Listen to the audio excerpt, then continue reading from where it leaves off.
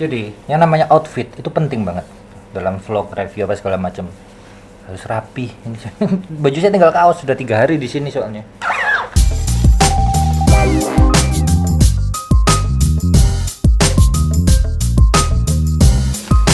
Oke, ini adalah kamera Insta360 teman-teman. Jadi Insta360 X2. Aduh, topi saya mana? Ini adalah kamera yang banyak, wah favorit banget teman. Banyak yang pakai kamera ini. Saya penasaran kenapa, dan ini kesempatan untuk nge-review kamera ini. Ini udah saya buka kemarin, udah saya cas karena saya harus tes dulu sebelum review. Kalian kalau beli dapatnya ini semua. Ya ini semua. Ini kameranya ya. Saya tes baterainya aja, tapi ini belum saya klentek. Terus ini dapatnya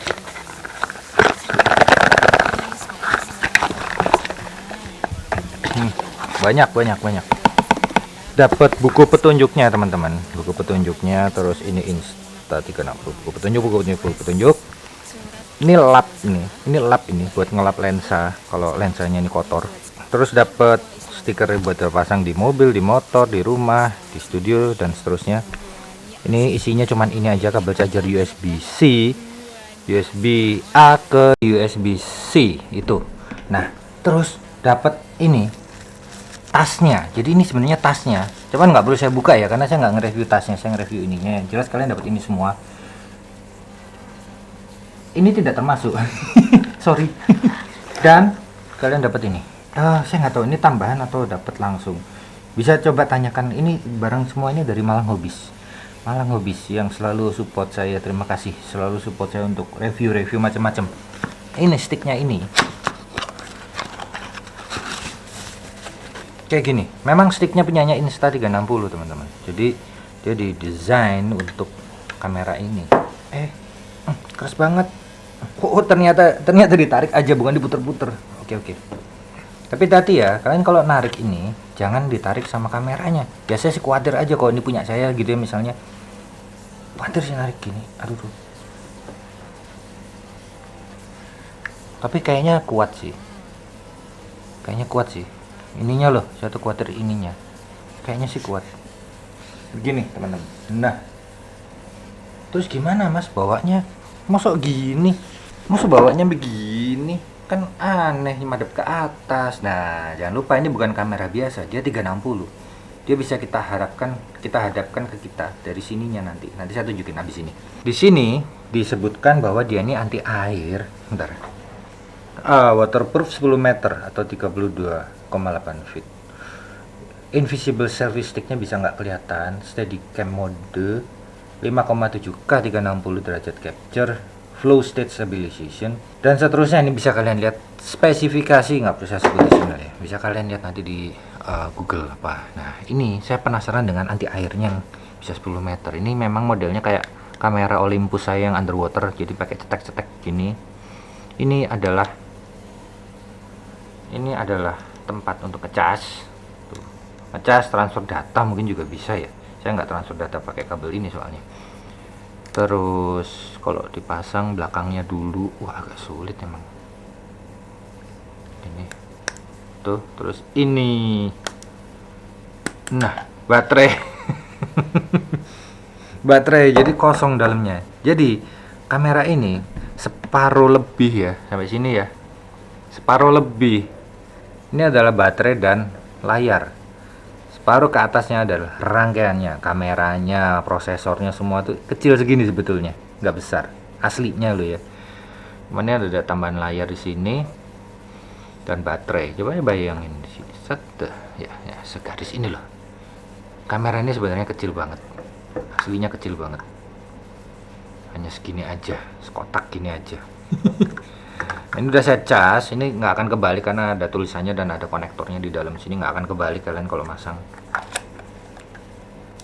Langsung mencet cetek, dan yakinkan orange-nya ini sudah tidak nampak. Kan kalau gini kan tadi orange tuh, ya. Pasang gini nih, ini belum rapat ini. Orange-nya harus sampai ketutup. Mirip kayak Olympus saya, kamera Olympus underwater saya. Mungkin meniru ide dari situ dia. Sekarang kita coba kita nyalakan. Kayaknya nggak bisa saya taruh karena ini ada sih lubangnya untuk tripod tambahan.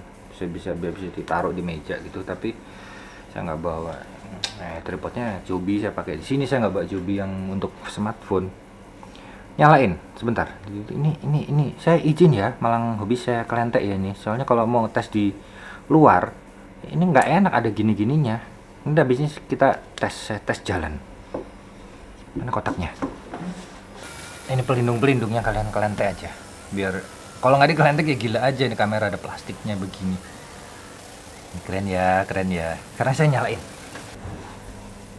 Tombolnya di sini. Ini untuk speaker, ini untuk mikrofon sepertinya. Ini mikrofon juga. Mikrofonnya ada di mana-mana. 1, 2, 3, 4. Ini speakernya. Sepertinya sih begitu ya.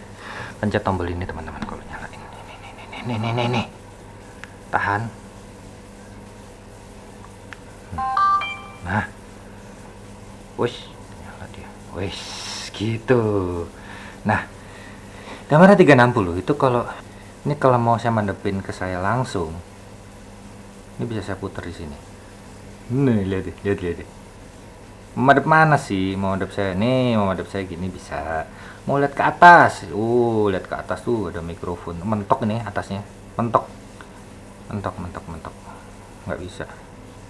Diginiin pun nggak bisa, jadi dia ada gyronya kayaknya teman-teman, sehingga pada saat saya ngevlognya begini,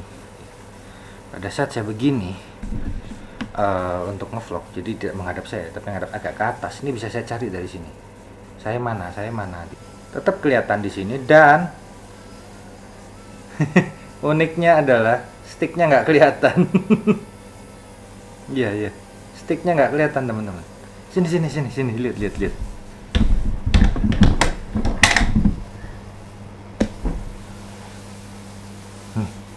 Aduh, kelihatan gak ya kalian? Sticknya nggak kelihatan. Ini saya megang sticknya menghilang gitu. Asik ya, saya rekam deh. Kalian dengerin nanti kualitas audio dan sebentar ya. Tapi ini oke banget ya kayak gini teman-teman. Nah, kalian dengerin kualitas audio dan segala macamnya. Loh, kok mati? Oh, screen saver. Dia masih nyala sebetulnya, tapi cekrek gitu nyalanya. Oh iya. Jadi ada screen savernya untuk menghemat baterai. Di sini ada menu-menunya.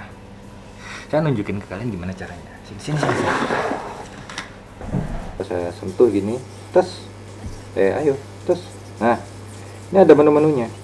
Mau ngebalikin kamera depan belakang atau mau apa 3 mode kamera, bisa di set kayak GoPro. Ya. Pilihannya banyak, bisa di set ke sini. Set baik lagi. Set gini. Ayo, set. Nggak ada memory cardnya. Ini ke atas apa? Standar. Dan pilihannya sangat banyak. Time lapse, standar ya gitu. Foto, video semua bisa. Jadi ini sangat ya bagus sih, karena semua orang pakai ini, banyak ya. Bukan nggak semua orang, banyak pakai ini. Cuman ingat, dibanding GoPro jatuh nggak apa-apa, ini jangan sampai jatuh ya. Nongol nih, lihat nih tuh, lensanya nongol, soalnya bahaya kalau sampai jatuh.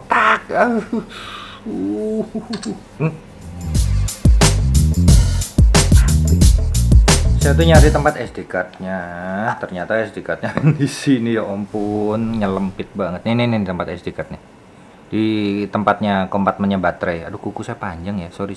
Saya ambil saya ambil memory card saya, SD card saya di drone. Drone-nya di mobil.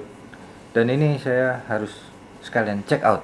Jadi langsung nanti aja ya, terakhir kita bahas mengenai ininya. Bagaimana transfer filenya kalau sudah ngerekam segala macam, tapi sudah nggak di hotel ini. Sudah 47,24 inci.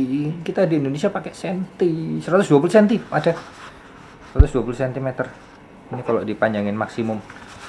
Ini setelah 360 ini. Pertama, ini problem yang saya jumpai ya. Yang pertama, jangan sampai kalian lupa manjangin, ditekuk gini. Wah, patah nanti. Itu problem yang pertama. Karena kita kan kebiasaan bahwa kamera itu menghadap ke kita gini kan, bukan menghadap ke atas. Padahal ini bisa. Problem pertama, kenapa nggak dibikin di sininya bisa ditekuk? Mungkin juga karena supaya ininya nggak kelihatan sticknya ya. Ya udah. Problem yang kedua, adalah ketika saya mau naruh ini di meja dimanapun. Gimana naruhnya? Gini kena lensa, ngebaret nanti. Saya naruhnya gini dong. Mungkin harus tutup pakai sarung itu tadi ya, yang dapat itu. Mana tadi? Saya buka ya, malah ngobis. Nih sarungnya. Nah, kalau udah begini baru bisa saya taruh. Bentuknya aneh. Ya apa yang penting lensanya terselamatkan. Baru 2 problem itu yang saya temuin. Habis ini ya, saya nggak tahu ini kecepatan transfer filenya gimana, karena Insta360 yang mini yang kemarin saya review itu, aduh, menyiksa banget itu kalau transfer file ke smartphone. Tapi kalau nggak ke smartphone oke, nggak apa-apa. Oh iya, coba aplikasinya ya teman-teman. Aplikasinya sama seperti yang kemarin, namanya Insta360 yang ini aplikasinya. Nah, sambungin.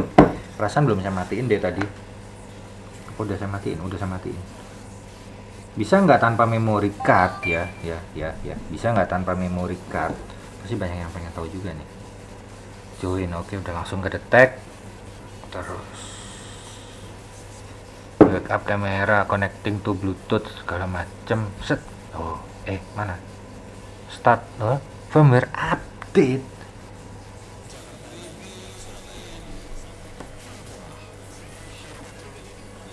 Ini sudah tersambung di kamera 360 saya ini. Dan ketika saya putar-putar kamera ini, dia tetap orientasinya ke sana. Ajaib ya.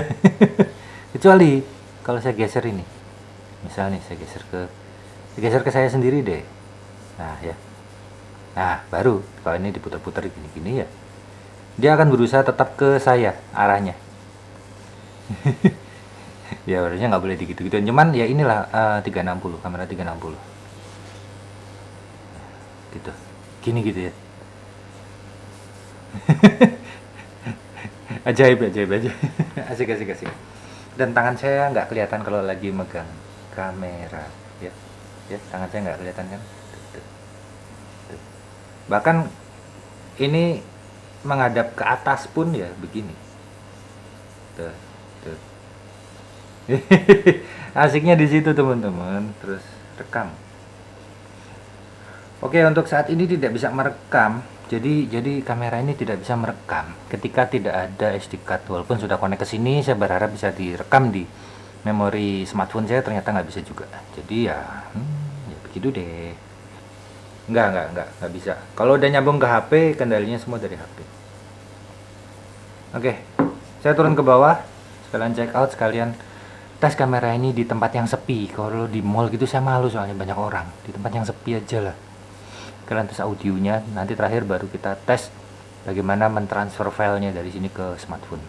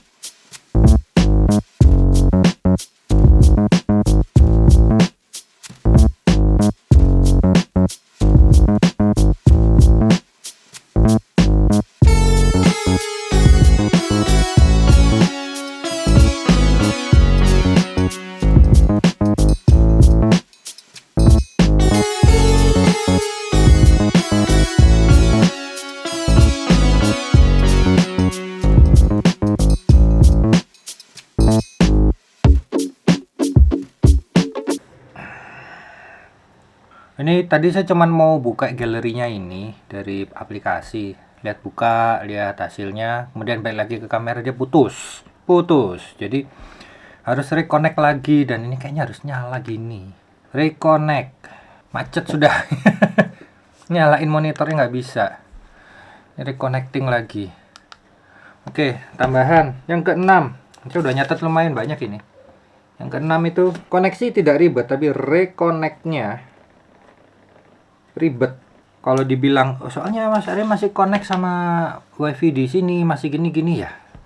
GoPro nggak kayak gitu. Kenapa ini seperti ini gitu? Bahkan kamera saya ini, saya ada di sini mau connect ke situ, otomatis lepas dari ini bisa dari WiFi di rumah. WiFi-nya connect padahal ke sini.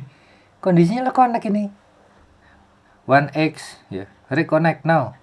Dan ini macet udah. Saya mau nyalain screen ininya, screen saver apa?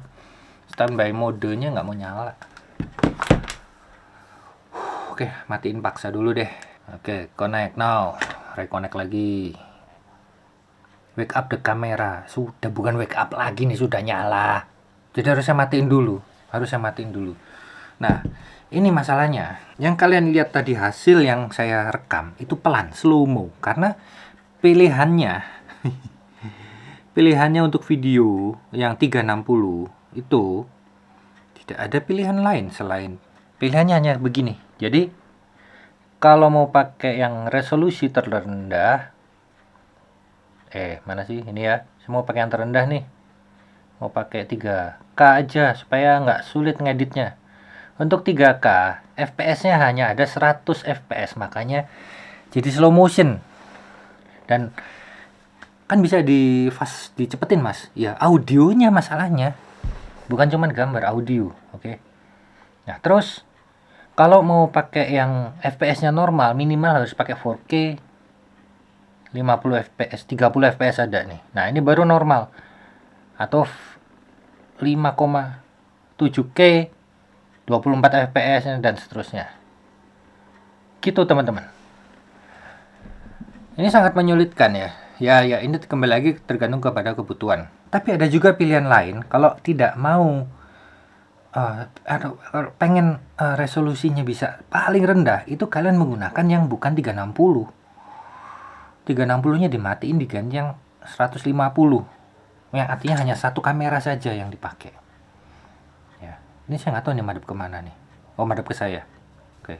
Nah kalau bukan 360 maka kamera yang ini depan ini yang digunakan. Bisa juga dibalik, bisa, tapi hanya satu sisi. Nah kalau ini baru muncul nih 1080p dan 1440p, dua-duanya bisa 30 fps, bisa gini-gini. Nah terus rasionya bisa berdiri atau tidur, ini juga berdiri atau tidur 30 fps, dan tidak menjadi slow motion. Tapi bukan 360 ya. Itu yang saya sayangkan. Kalau mau 360 harus pakai 4K, dan itu baru bisa kecepatan normal dan audio kita yang masuk pun normal. Jadi harus pakai 4K. Aduh, tuh kan. Saya naruhnya pas di atasnya ini pisau. Catat semua kekurangannya.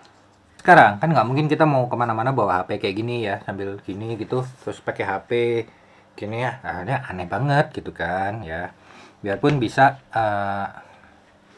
dihadapkan ke kita ininya, biarpun posisi begini masih bisa tetap menghadap ke kita kalau pakai 360. Karena kita cek tadi nggak ada audio, sekarang saya harus tes audionya, maka saya menggunakan application display viewing. Tuh kan ini harus saya matiin dulu, berarti pakai 360 menunya, terus 4K 30 fps yang paling rendahnya. Ini 360 udah bisa saya putar-putar di sini. Nah, ini sekarang pakai 360 ya, teman-teman. 360 nih. Karena ciri-cirinya sudah bisa saya putar-putar begini. Dan settingannya ini. Kelihatan nggak sih? Susah ya? Nih, Nih settingannya ini. Dan udah bisa saya putar-putar. Alah. Sergam satu. Lihat hasil audionya dan gambarnya. Saya akan kasih tahu proses editingnya kayak apa. 1, 2, 3. Nah, ini sekarang saya pakai 360 dengan yang sebenarnya bisa ngerekam audio dengan baik. Dan memang ini bisa saya puter-puter. Ayo dong muter, kok nggak mau? Oke, ini udah saya bawa kayak gini. Ini studio saya teman-teman ya, kayak gini. Dan kalian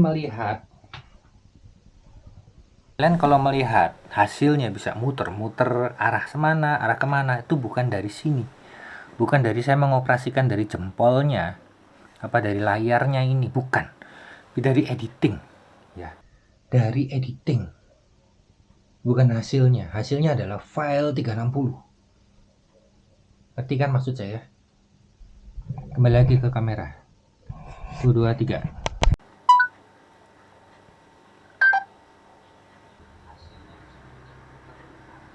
Ini playback ya teman-teman. Ini hasil dari rekaman langsung dan tidak sesuai dengan apa yang saya bayangkan. Oh, tadi tuh saya giniin madep kemana, terus besok saya giniin madep kemana, itu tidak akan terjadi pada file yang sudah terekam. Tapi kalian harus edit dulu. Ketika saya buka file galeri dari sini pakai ini, ceklek, dia standby. Nah, ini adalah hasil filenya teman-teman. Yang sebenarnya bisa merekam audio dengan baik. Sorry ya, kalau putus-putus. Entah kenapa filenya sangat-sangat berat. Mungkin karena HP saya ini HP jadul banget ya. Jadi harus HP yang termodern, harus pakai iPhone 25, iPhone 100 mungkin, supaya bisa untuk ngolah file 4K-nya ini. Ya. Ini ada muka saya di situ, entah gimana caranya kok bisa ada muka saya. Cuman ini bisa saya puter-puter. Nah, ini. Oke, ini udah saya bawa kayak gini. Di sini ada banyak fungsi-fungsinya editingnya, mungkin dikasih plus gitu ya, plus sampai mana gitu, mau menghadap ke situ sampai mana, sampai sini, terus berikutnya mau menghadap kemana, mau menghadap ke kamera saya, plus lagi, muter-muter sendiri sih ya. Kalian butuh proses editing lebih lanjut, kalian butuh waktu tambahan untuk ngedit 360 ini. Ya memang itu konsekuensinya ya. Edit 360 berarti ada editing yang lain, dan editornya di laptop juga ada. Namanya Insta360 Studio. Tapi juga tidak semudah itu tadi, tidak semudah yang kita harapkan gitu ya. Harapannya kan nggak serumit ini gitu. Harapannya tuh apa yang saya rekam itulah yang terekam. Kalau saya putar itulah yang saya rekam. Saya putar ke sini itulah yang kerekam. Ini enggak, ini filenya ini langsung 360 derajat, nanti baru diedit. Ada plus minusnya lah ya. Oke, ini saya bacain kekurangan dan kelebihannya.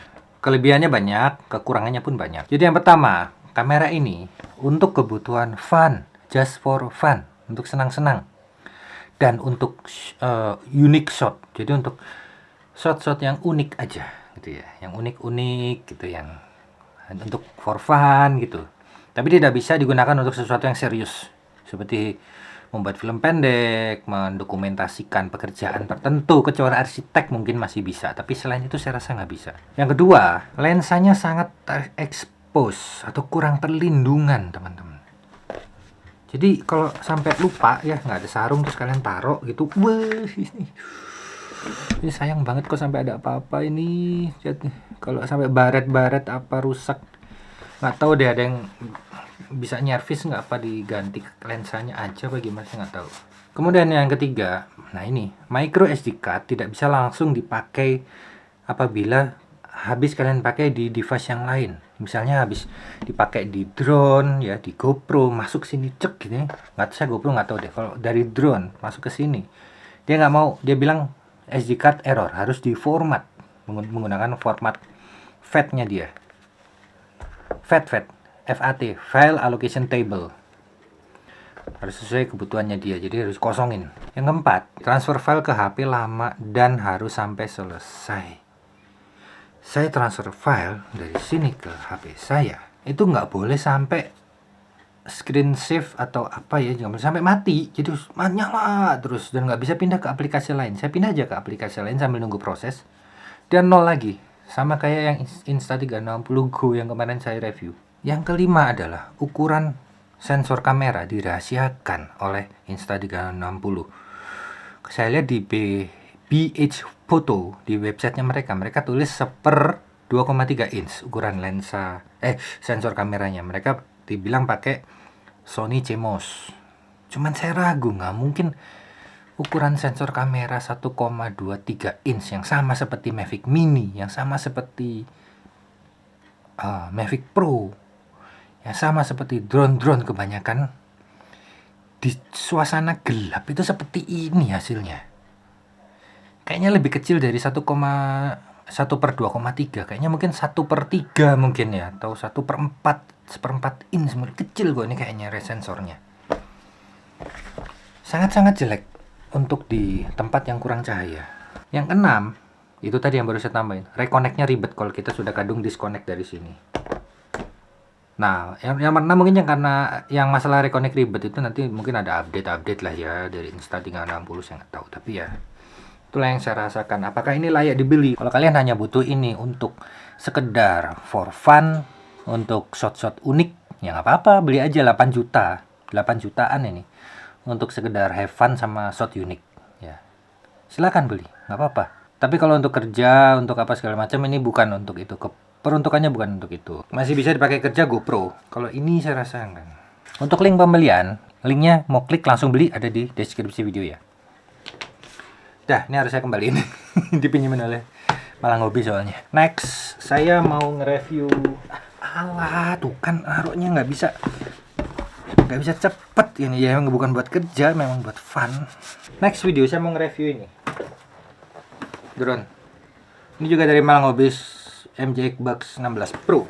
Udah saya cas, tinggal tes. Semoga ada kesempatan hari tidak hujan.